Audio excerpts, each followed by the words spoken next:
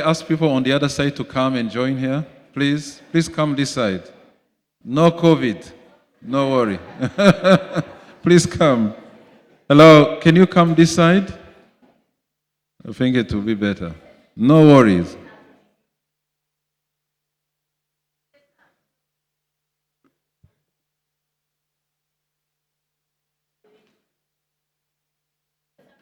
I know a number of people are leaving, so we try to make sure that we can start the final part of the day and the closing as well.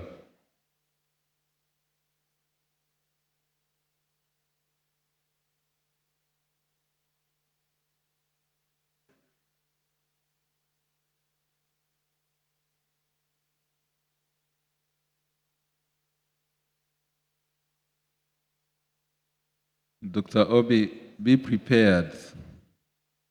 There's a question for you. I don't want to surprise you. No, but you should have surprised Dr. Obi like she surprised me yesterday. So, could we go ahead as we wait, Shem? So I think it's better. In any case,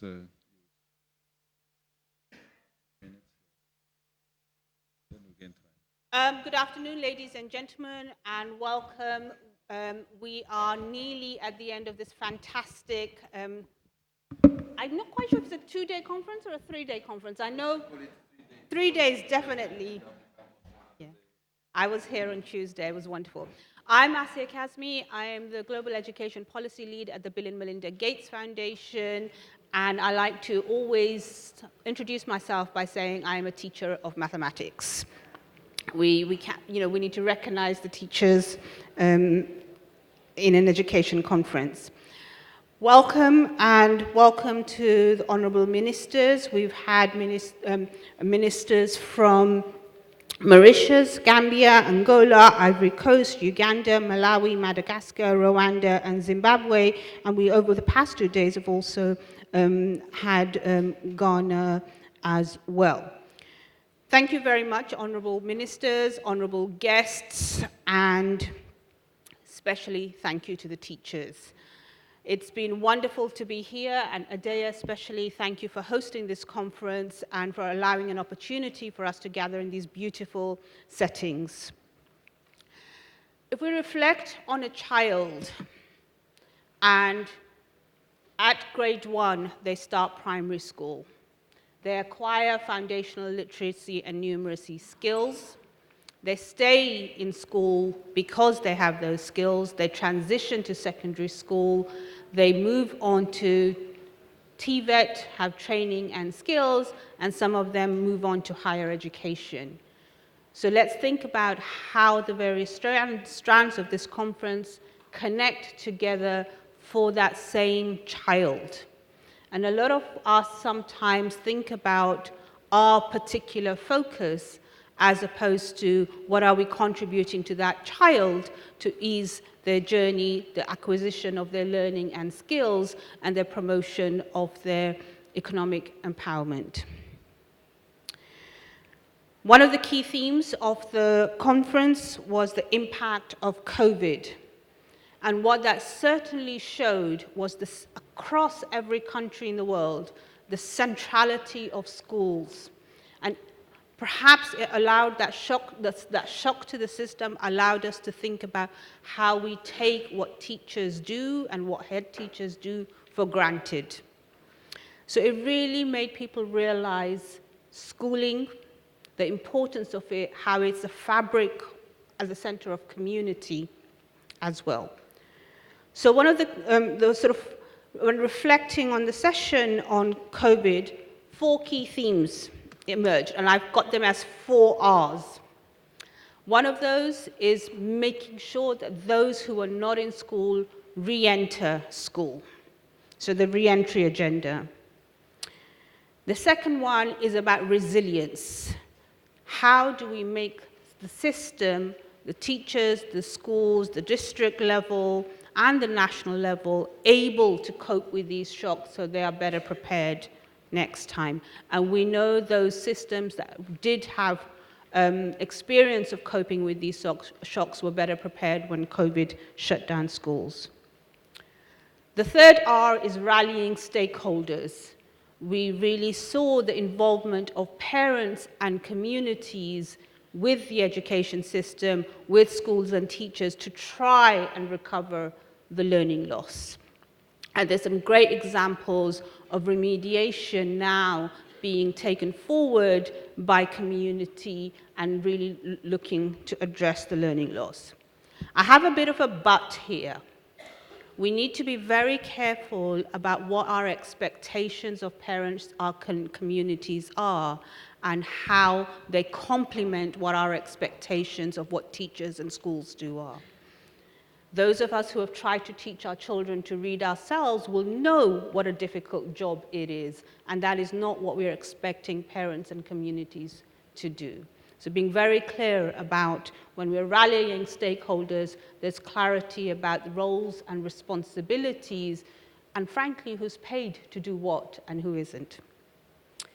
And fourth one was the route to learning.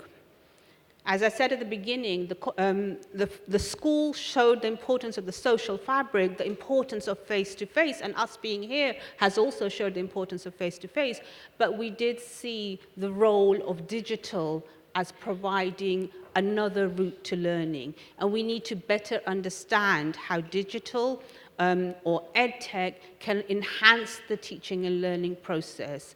I don't think there are many who believe they can replace it, but definitely we need to better understand what will be done and what research and evidence is needed so we know how online training supports teachers to change their practice. It isn't enough they've just done the training. I'm going to move on to thinking of that child entering grade 1. And the strong theme of foundational literacy and numeracy came through the conference. And as I said, I'm a teacher, so I use very plain English. What we need to do is to know where are our children now. Second thing, we need to know where they should be. And the third thing is how are we going to get them where they should be. And this applies whether you're a primary school, secondary school, TVET, or higher education. So let me go back to the first one. Where are our children now? We saw some of the shocking statistics from the GEMR report. We also heard about 9 out of 10 children in sub-Saharan Africa are not able to read with meaning. We know globally, because of the pandemic, it's 7 out of 10 children. This is not an acceptable situation. The Spotlight report, the data, but we now need to assess children in our classrooms and in our schools to say, where are you now? What is it that you can't do? The second bit is, where do you need to be? And the national curriculum specify where they need to be. How does that national curriculum become meaningful for the teacher that's teaching them? And how do we make sure that they're realistic? We do not teach the national curriculum. We do not teach the textbook. We teach the child that is in front of us. So making sure it is not over-ambitious, but making sure the expectations remain high. And the third bit is how. And it's going to be about how we improve the quality of teaching. And we heard about things such as structured pedagogy. Very simple at the same time. Apparently not so, because we're not doing it well enough across at scale. Making sure that teachers have lesson plans and guidance. Making sure that they have training that is practical, that they can use in their classroom the next day. Thirdly, making sure that there are coaching. So teaching is an isolating thing. You close your classroom door. If you have a door, you're on your own. We actually need people in the classroom to supporting teachers, so that coaching is really important. And fourthly, it sounds so simple, but making sure our children have their textbooks and workbooks to learn from. And I'm going to do a little plug for teachers here.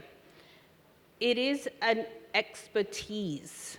If I ask you to think about how you would teach a child what number 5 is, those of you who have your PhDs and those of you who have your business administration degrees are going to have to think about that.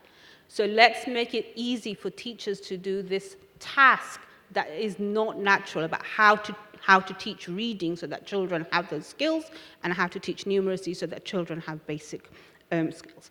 And that final weaving of that is accountability and monitoring progress, and having real expertise advising on how to do these things, but making sure that when ministers have put these plans in place, these plans are making a difference. So Albert, I'd like to turn to you about some of the discussions you were having this morning about what's going to be a takeaway from this conference on actually saying, we make the commitment and this is the action we're going to hold ourselves accountable to. Thank you, Asia. Thank you so much. Can you clap for her? I'm sure you can hear the passion of a teacher, you know. I would like to see as many teachers as Asia having such a passion, you know. She has really a great passion. Yeah, of course, I've been meeting some of you during the breaks. We're always coming up saying, this was a fantastic meeting. This was a fantastic, that's what's great. But the problem is always, what next? Because we're here and we see this as just a milestone. It's not an end in itself. And the next step is something that we've been reflecting on, saying we've done this triennial in 2017, and we came up with recommendations like any other meeting. And we meet 5 years later, but we are not able to tell how much progress we have made in any of these things that we are discussing. The difference that I see today, when I look at the different meetings, the breakout sessions, we have been seeing tools that can support us to monitor our progress, to raise the accountability. And this is where I feel like something I'm getting here that is different from the previous one is a single meeting that took place this morning, where we convened about 6 ministers in charge of basic education, or they have part of their responsibilities is basic education. Because we said, that's fine, we've met, we've seen solutions, we've been discussing on this. What do we want to do differently when we move here? When we move from here, what next? What are we wanting to? We as ministers, I'm talking about on behalf of the ministers, and some of them are here. They can actually do. So, we come up with this idea of putting up measurement tools to be able to monitor progress moving forward. And the ministers committed to be part of this exercise. We are looking at, for example, a major event next under the African Union, the General Assembly taking place early next year. We all agree, as we could see number of presentation, there is a crisis that we all need to agree as African. But we don't want just to be talking about the crisis only. We also need to be saying, what are we doing to move away from the crisis? So ministers are committing to make sure that they put up those mechanisms in place to allow capacity to monitor progress, to raise the accountability. And this is where I was saying, let me bring Obi, because I like the way she put things. I'm sure she can put things the right place than me. So, Obi, can you just explain a few ideas that came out of that conversation, please?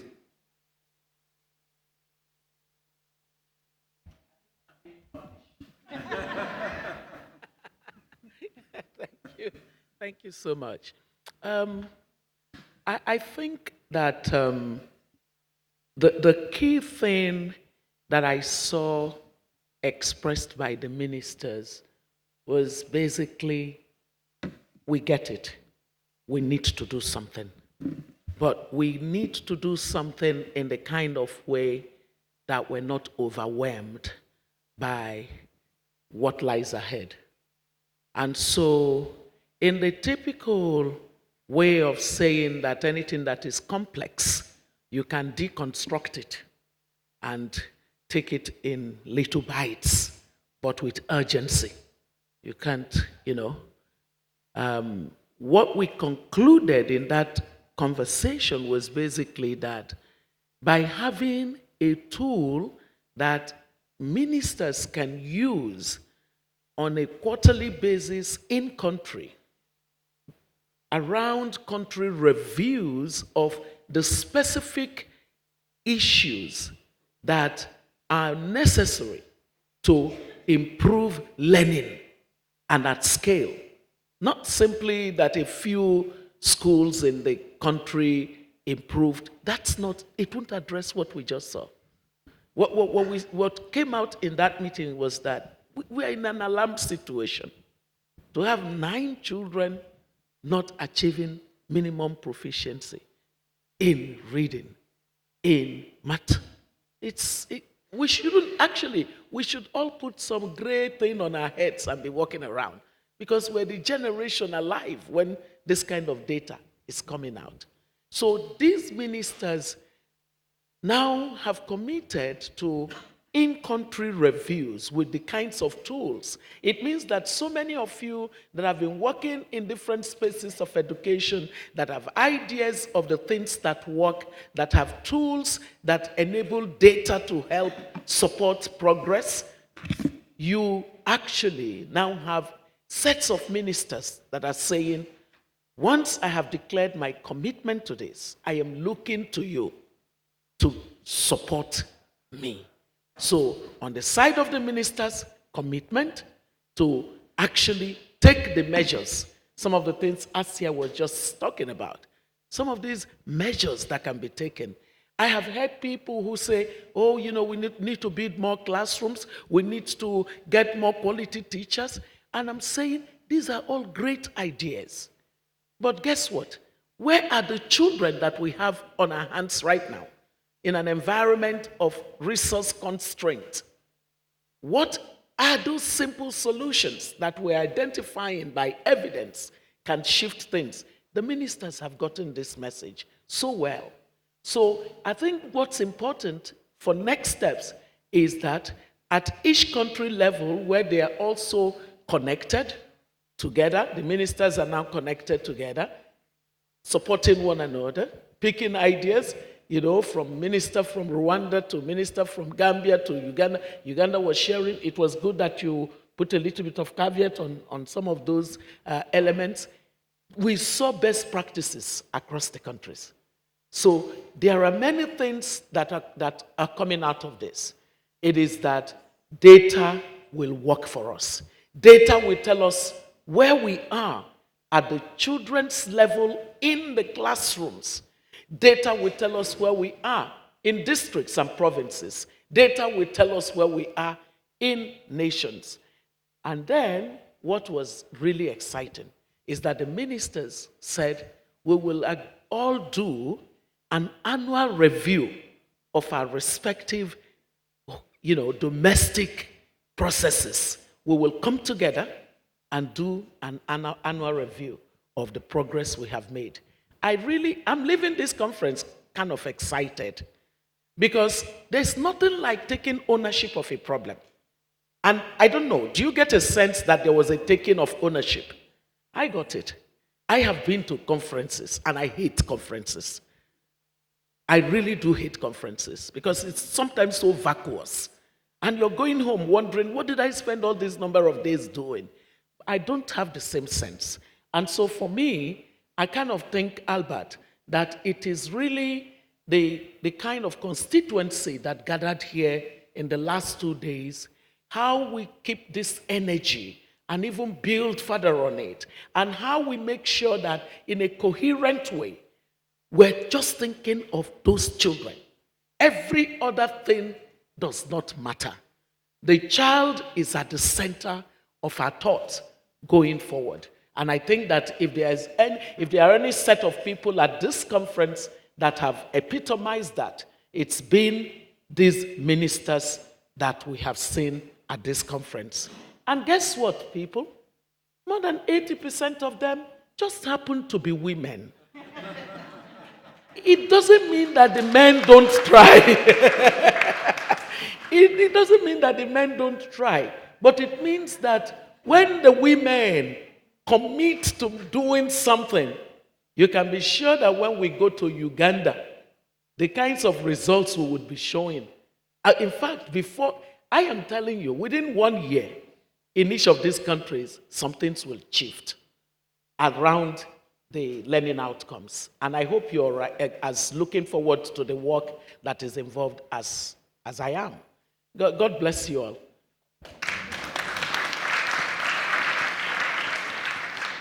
Thank you, Dr. Obi. And I think that challenge about what is it that can shift in 1 year is what the ministers have said they're taking up. And we know that children can very quickly learn letter sound recognition. They can very quickly learn up to addition and 10, and building on those systematically, and I speak as a teacher, those building blocks are going to be important. But let's move on from foundation literacy and numeracy. I was on the whole way there, and somebody said to me, what do you do for TVET and secondary? And I said to them, and I was only half joking, we make sure that the people the young people who are coming into TVET are skilled with literacy and numeracy so that you don't have to do that work. This is the foundation for making sure that the wider work, that the wider ambitions of ministers on employment, on skills and training is not held back because the young people don't have basic skills. So Shem, I'm going to turn to you. The TVET strand of the conference had an important focus on employment and skills and how it contributes to economic development, and it's preparing the workforce for tomorrow, but actually we need to prepare that workforce today. And some of the comments were about intrinsic factors such as what's the demand in the country, what is the industry requiring in the country, the extrinsic factors of climate, of shock, of automation. But what were the solutions that were being discussed? It will be great for us to hear from you on this. Thank you, Asia. Good afternoon, everybody. So what we have been able to pick up in terms of the technical and vocational skills development area are a few takeaways. One is, of course, we note that innovative and disruptive technologies have become a part of the way we live and the way we work. And therefore, one of the things that we need to do is to ensure that training providers embrace the learning of new technologies to promote innovation in technical and vocational skills development in order to respond to the emerging needs of the modern industry. Innovative technologies would respond to the disruptions in the way we work and make training institutions more resilient. At the same time, governments need to find alternative financing sources for technical and vocational skills development in order to supplement available public funds. We also need affordable, innovative interventions that are designed for scaling up from the start. Now, the role of EdTech is key here. So we can apply EdTech solutions to the learning of crafts as well as to promote production quality. In this regard, we need a change of mindset. We need to think around improving quality, and we need to incorporate digital skills as important prerequisites. Turning to technical universities and polytechnics, we feel that these two entities should not mimic traditional research universities, but rather emphasize practice-oriented skills development, technological innovations, and provide a pathway for learners to acquire employment-oriented skills to the highest level possible. And of course, there's also need for having that sustainable funding models for apprenticeships through co-funding and joint ownership structures. With regards to promoting entrepreneurship, we feel that this is an extremely complex endeavor and is often underestimated. So this is something that stakeholders need to really focus on with a new lens because of its complexities. So partnership with the private sector is also very important to consolidate competency-based training in order to ensure relevance of the skills learned. This was one of the areas that we felt needed a focus on. And of course, the importance of this data that has just been mentioned is also key in the diagnostics of this particular subsector. Policy coherence is one of those, and also the warning not to conform blindly to metrics that are designed by others for their purposes. We need to have world standards, but with an African spirit. So that is with regards to technical and vocational skills development. Thank you very much.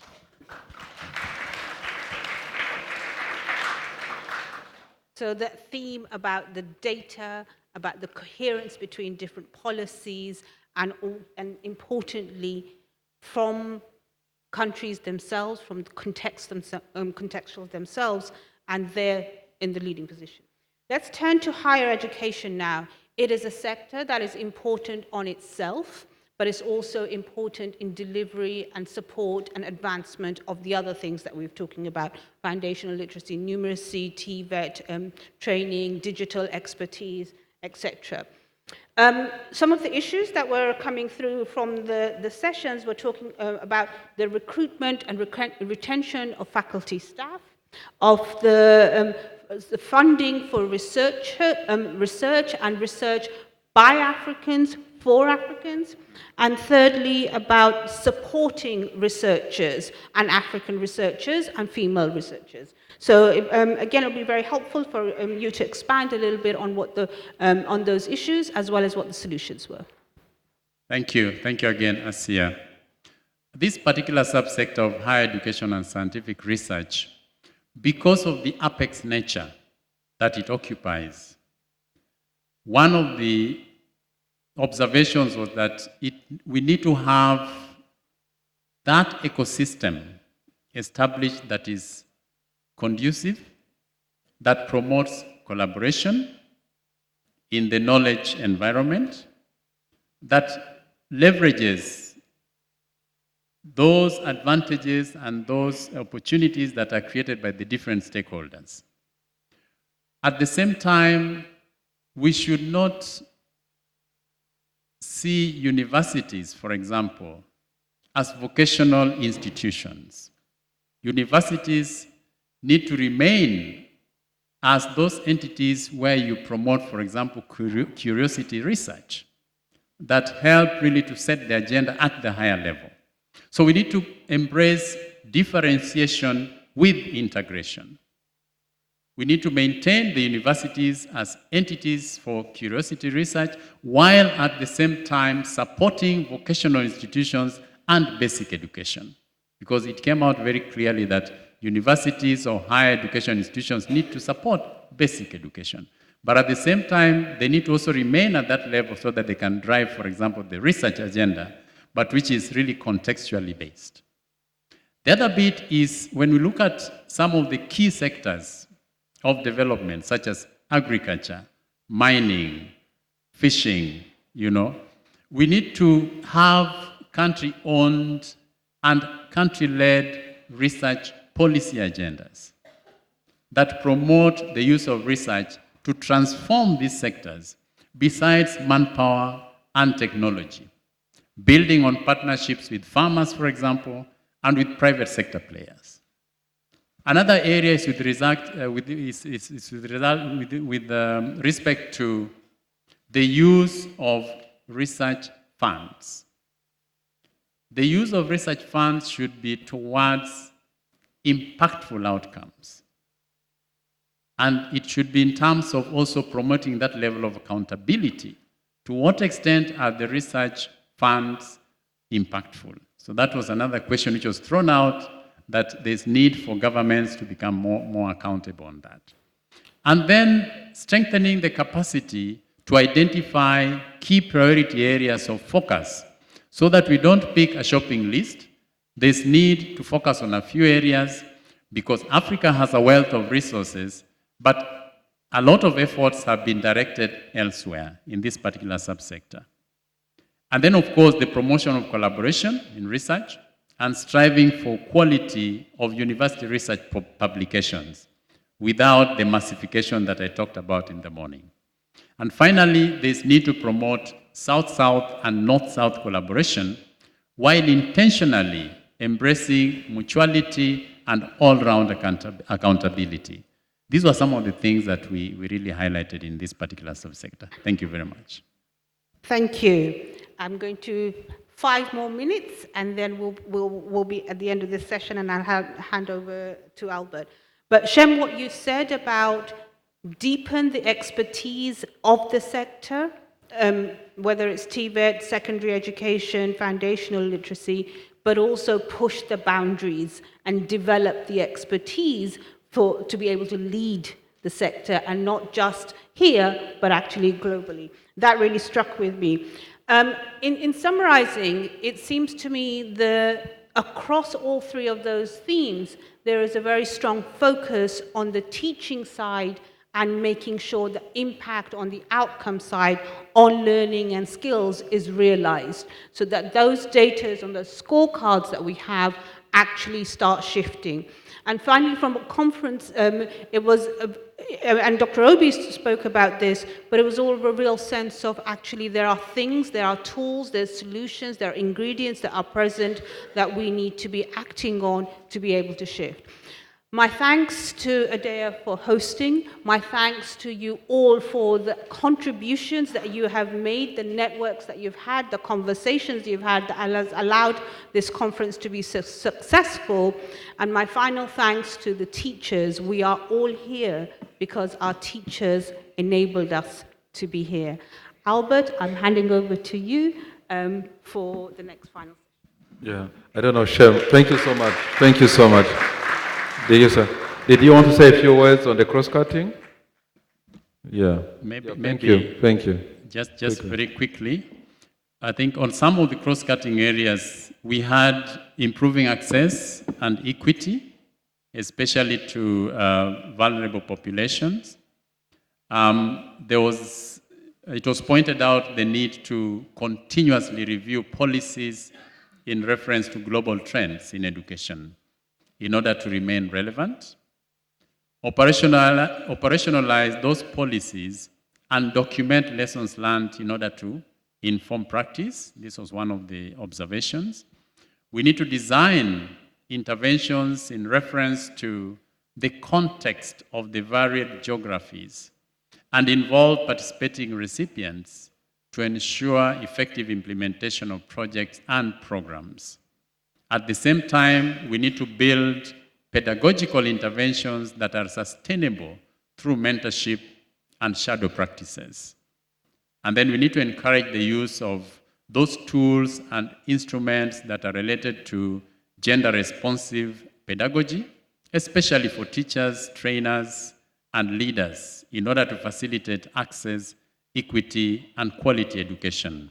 And finally on that is to use professional workers to sensitize communities on the need to enroll children with disabilities in schools in order to enhance access. In terms of tackling the data challenge, I think one of the key highlights was the need to rethink how we look at the data challenge. Can we look a lot more at the economics of data, not only in terms of data collection, data maintenance, data publications and use? We need to see how to convince decision makers on what would go wrong if we do not use data, as opposed to the traditional, saying we need data to inform policy. Suppose we remove data from decision making, what could go wrong? So we need to rethink the whole idea of facing the data challenge. At the same time, we need to be open enough, because we know there are certain data that, for example, countries do not want to share. Data that is perhaps showing the country in not so good light. But at the same time, we need to ask ourselves, how do we turn that, what I call lemon, into a lemonade? How can you then, get out that data so as to learn from those that are doing something good so that you can improve your data? So there's also that need of removing the over-protection of some elements of data. And of course, capacity building on that is so critical. This is something that has come through and through, but we need to rethink capacity building and go beyond just training and to embrace some of those low-hanging fruits, even if it just includes sharing of experiences around data. And of course, the need to collaborate was one of those, and building the capacity of local education institutions so that they can really be able to produce this data. So Albert, I would like to stop here in terms of the data challenge. Thank you very much. Yeah. Yeah. Thank you. We can clap for Shem then.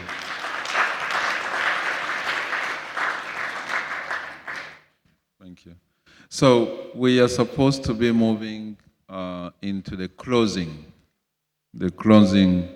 part of the last 2 days discussions and both plenary and the breakout session. I don't know if colleagues here can tell if the Vice Prime Minister will be arriving soon. Otherwise, let me take just this opportunity to see if there is any burning issue that did not come out of the takeaways. Anyone, feel free. If someone wants to take a floor to share anything that come out of any of the sessions that you attended. Do you have a point? Yeah, please go ahead. Is there a mic? Oh. Yeah,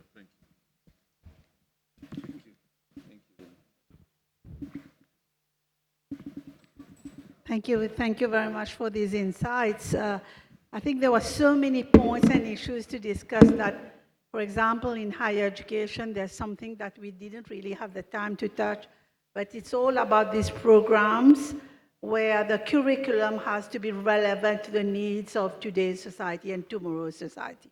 I think we have not touched at all on this. We've touched a lot on research, but not so much on teaching and training at that level to be able to respond to socioeconomic needs. Thank you. Thank you. Anyone? Feel free. I see somebody on the back side.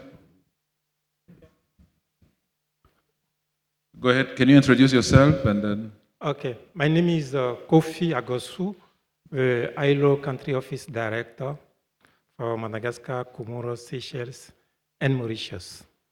In the session on equity and access to skills development and training, we also recognize that improving access and the equity to learning is also a matter of social justice. For that one, we have to involve all the communities, all the stakeholders, including communities, workers' organization, employers' organization, in order to ensure that the skills development and lifelong learning is inclusive and also relevant for employment. This one is key because we have to link training to employment, which is the overall outcome. Thank you. Thank you. There's somebody on the back side? Yeah, my name is Mike Abre from Ghana. I think, again, around the issue of access and equity, the concern around collaboration with other agencies, we realize building resilience in the face of troubles to education is not the sector of education's troubles alone. Other sectors come to play. But if you take a deep look around in terms of the people we have here, we feel there are some critical areas of other sector ministries that are missing. And so forging ahead with issues of addressing around access, equity, and transition, we need more diverse group of people to come to the table in dealing with these concerns. Because if we sit here and talk about collaboration and collaboration without looking at that other critical sectors that will support with ICTs, that will support with social support and all that. School feeding program, for example, has been highlighted. And in most cases, school feeding doesn't lie directly under the Ministry of Education in various country contexts, which means that collaboration is needed. And in the face of the COVID school closures, we realized that there were other critical sectors whose support were really critical. And so I think going forward for programming, at least around access and equity, there's need for us to relook at how we can widen the scope of our collaboration to other critical sector ministries to be part of our conversation so that we can be, developmentally engaging education issues together. Thank you. Thank you. Thank you. The Vice Prime Minister and Minister of Education is coming within 10 minutes. So that's why I want just to, anyone, especially ministers, feel free if there's something that you'd like to share. As we wait for the Vice Prime Minister, feel free to come in. Any idea? Anyone? Otherwise, any other participant, if there's something you want to share, any lessons you pick. Oh, Boren. There's somebody here. Thank you, Albert, and good afternoon to all colleagues. Let me first start by congratulating us for a very rich and very important event. And I think you mentioned the ideas, but also you mentioned the importance of building to have action-oriented. I think we have discussed in different parts some concrete initiatives. I have 3 ideas that I wanted to put. First, a very technical but important comment on the discussion on the skills. In the presentation, there was a mentioning of training providers. There was mentioning of the public-private partnership, but I think it still resonates as a supply-driven approach. We didn't speak about the company's role as actors. The companies change mindsets in terms of the competence and skills. The way they can take the responsibility for advancing vocational training and the economic fabric of the economies. So I feel that that's a part that didn't come from the discussion. TVET cannot be only partnership and training providers.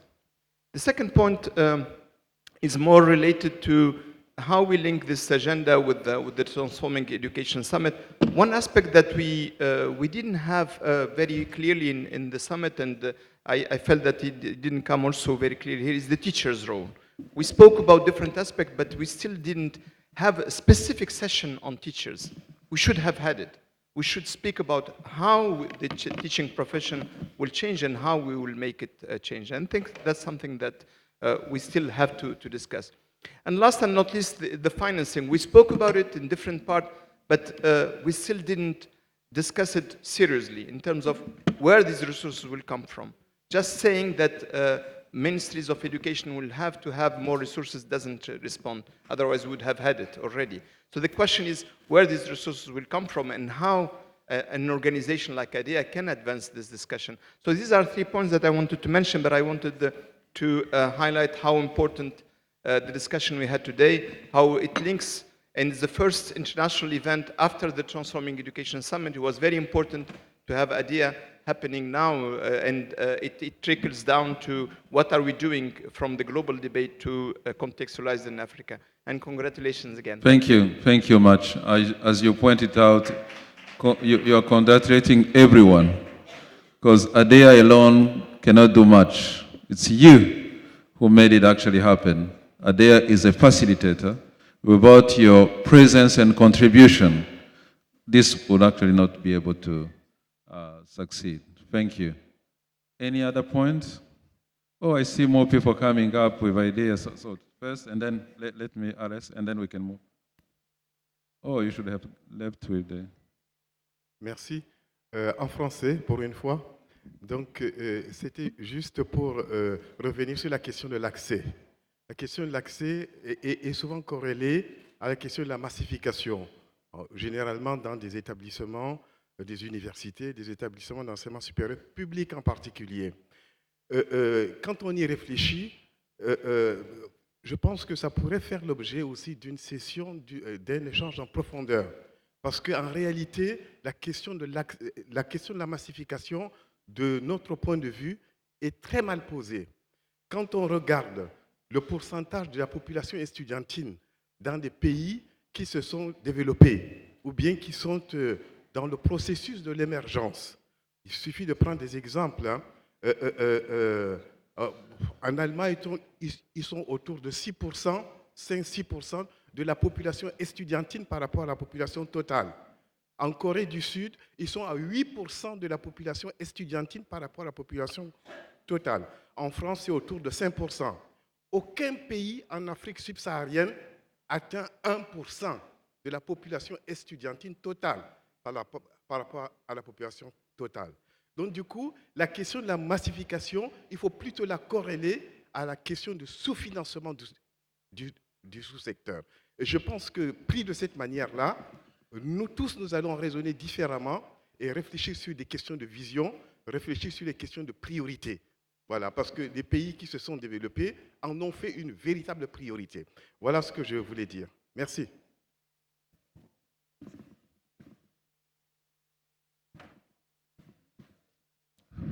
Thank you. Merci beaucoup. The point he was making, I don't know, I see some of you did not have the interpretation.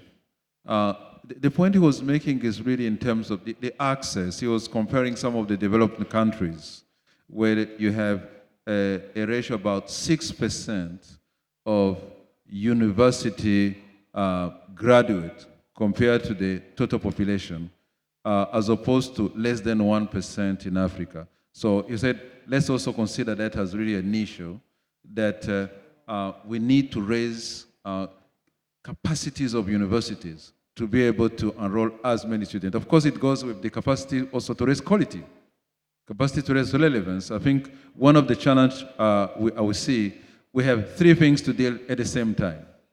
While you are raising access, make sure quality goes with it. Make sure whatever you are teaching is relevant to what the labor market is looking for. So those are really realities we need to acknowledge. It's not just one thing you're trying to address, it's multiple things that are correlated, which I think is also equally important. I see some people were going to several ones. Yeah, 1, 2, and then 3. Oh, you can start. Go ahead, and then we can come back here. Right. Okay. Who is starting? I'm starting. Let me start. Right. Okay. I've been standing for some time. Kamachbwana from Malawi. And so I think to me, I really appreciate that we have put a focus on foundation skills. For Malawi, we're still struggling with the formalization of preschool. And listening from the Zimbabwean story and South Africa and the context that I have gathered from here, I feel attending to the needs of children before they come to primary school is a key gap that really, in terms of nutrition, brain science, and all of that, if that gap is closed, will make our children to be more ready for progress in their educational journey. So I really appreciate that we have put a focus on the foundation skills. Thank you. Thank you. Right, thank you very much. Sam Awuku from Ghana. Just to, in a way, sum up some of the discussion that happened yesterday from the higher education research and session. Clearly, we all recognize that universities are doing a lot in terms of research. But the question that stands for us to answer is, what are we researching? And the conclusion was that we need to focus on agriculture. Because we have vast land, our land is very resourceful, you plant anything, it will grow. But then, what's the research around it? Can we devote our resources to agricultural research to inform mechanized agriculture? That's the first thing. The second one, we talk about access, we talk about equity, we talk about foundational learning. and then we talk about collaboration. But one thing that brings all of this together is the kind of leadership we have.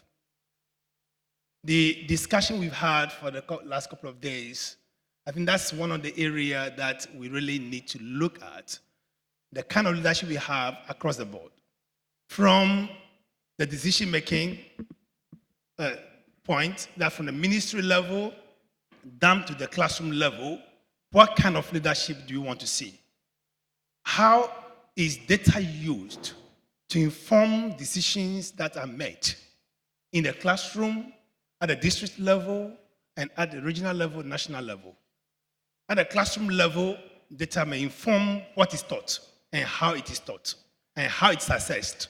How is the data used at that level? At the district level, when school inspectors or quality assurance officers are going to do their work, how is data informing what they do? So data is critical, and as it is said, data is the new gold, but how are we using it? Data could be our new cocoa. How are we using data?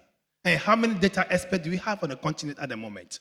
How do we invest in that area to ensure that we can use data to speak what we want to speak, to use it to reform what we want to reform? Otherwise, we'll be wasting resources. Data will enable us to divert our energy to the right place at the right time to achieve the right purpose. Thank you. Thank you so much. Thank you so much for intervention. Larousse, I think. Merci. Thank you. Yeah. I'm Dr. Norbert Chouafé from Cameroon. So one of the main challenge in Cameroon, in Africa with data is the fairness. It's fairness. You need tools to cross-check the data in Africa. So we don't have enough tools to cross-check data, the quality of our data. Thank you. Thank you. Finally, Larousse, I think you can take the floor. Oui, merci. La deuxième intervention en français. Donc je me solidarise avec vous. Merci pour les thématiques qui ont été exposées, qui sont intéressantes et qui répondaient un peu à ce qu'on avait vu à New York pour tout le monde. Je pense qu'il y a trois principales thématiques qui n'ont pas été évoquées, ou bien évoquées, mais d'une manière pas très en profondeur. La première a été présentée par M. Boran Chakroun, c'est la valorisation du métier de l'enseignant. Donc, nous, on ne peut pas atteindre l'élève, mais on peut l'atteindre à travers l'enseignant. Donc, l'enseignant doit être formé, surtout la littératie numérique, doit être formé aussi à numérique, doit avoir aussi son rôle valorisé dans son école et puis dans sa société. Donc, cette partie-là de la valorisation du métier d'enseignant n'a pas été évoquée. Le deuxième point, et qui me fait vraiment mal au cœur, c'est qu'on parle beaucoup du numérique. On est tous dans le numérique est omniprésent, mais personne ne parle du coût de l'Internet en Afrique. C'est trop cher. 30 gigas à 30 €, c'est trop cher. Il faut qu'on ait une solution solidaire pour avoir le numérique à des coûts abordables en Afrique, comme ce que l'a fait l'Union européenne il y a quelques années. C'était fait par l'Union européenne, l'Union africaine et les Africains, on doit se mettre d'accord pour avoir un coût abordable sur l'Internet pour permettre à tous les jeunes d'y accéder et surtout la question d'accès qui a été évoquée tout à l'heure. Le troisième point, et je pense que c'est aussi important, c'est les compétences du 21e siècle. On a parlé beaucoup des compétences qu'on doit avoir, etc., mais on n'a pas évoqué les compétences du 21e siècle qu'on doit inculquer aux jeunes aujourd'hui à travers les enseignants ou d'autres et qui sont importants. Et au-delà du numérique, il y a tout ce qui est esprit critique, il y a tout ce qui est travail collaboratif, il y a aussi tout ce qui est synthèse, etc., etc. Donc voilà ce que je voulais dire. Mais c'était très bien et on a appris beaucoup de choses. Merci. Thank you, Larousse, for your intervention. You wanted to say something, girl? Yeah. The mic.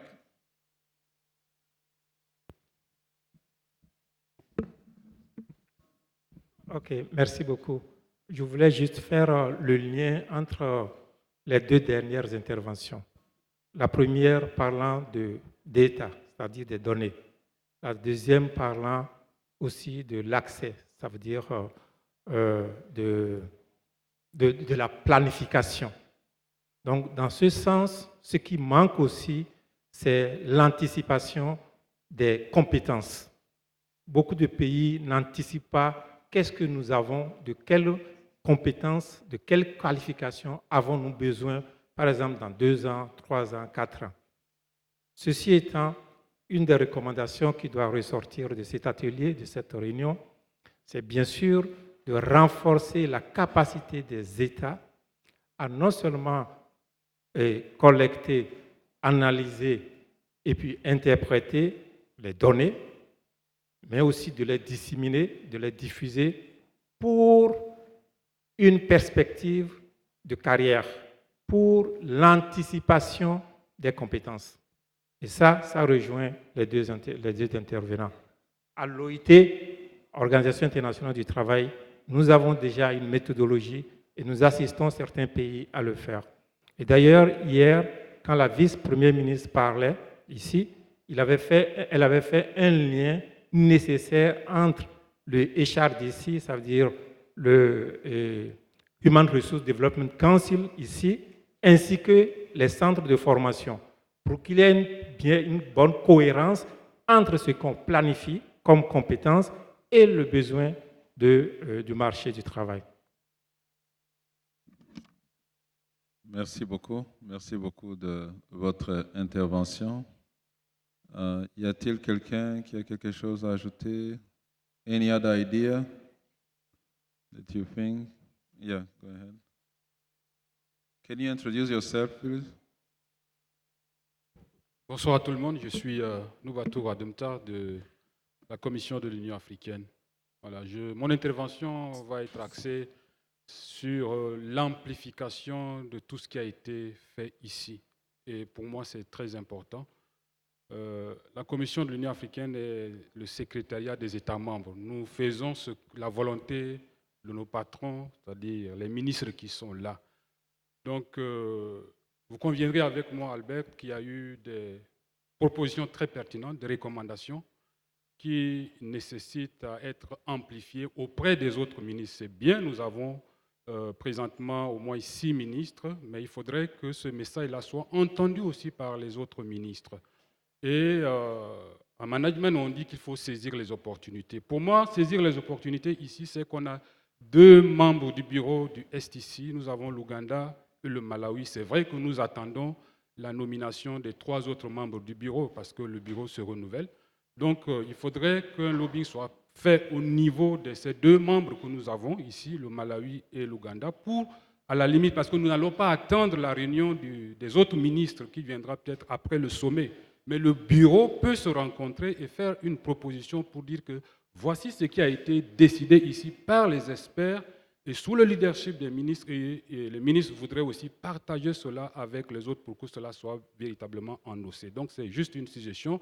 Et pendant que j'ai le micro, je voudrais saisir cette opportunité pour féliciter tous les participants et surtout ADEA. Comme j'aime souvent le dire, nous assurons le secrétariat des États membres, mais nous avons toujours besoin des bras armés comme ADEA pour opérationnaliser les décisions et les recommandations de nos chefs d'État. Donc bravo, M. Albert, bravo à tous les participants. Merci. Merci beaucoup. Merci beaucoup. Merci beaucoup. Merci beaucoup. OK. Quickly. Oui, je refais surface. Il y a un aspect, l'aspect employabilité des jeunes, qui est important, non seulement sur le plan éducationnel, et il y a le secteur agricole qui emploie plus de jeunes. Nous savons qu'en Afrique, les jeunes sont au chômage. Donc, le stress, on devait également stresser sur l'aspect employabilité des jeunes, surtout dans le domaine agricole, qui a besoin de la main-d'œuvre, qui a besoin de la connaissance. Dans ce domaine, c'est un secteur très porteur où on a besoin de jeunes assez qualifiés dans ce domaine. Je crois, pendant l'atelier, il n'y a pas eu de stress dans ce domaine-là, qui mérite d'être repensé, revu, pour créer de l'emploi aux jeunes. Parce que les jeunes, c'est l'avenir de demain. Merci. Merci beaucoup. Merci beaucoup. The question I have, do you know the person sitting after you? Can I just suggest before we continue this, just talk a bit about, with your colleagues or whoever is sitting near you, any issue that you think may have actually been, so just giving you a chance to interact. I know the Vice Prime Minister is around, so she's coming in a few minutes. So just have a discussion between you, and then once you come, then we can actually move into closing. Please go ahead. Yeah.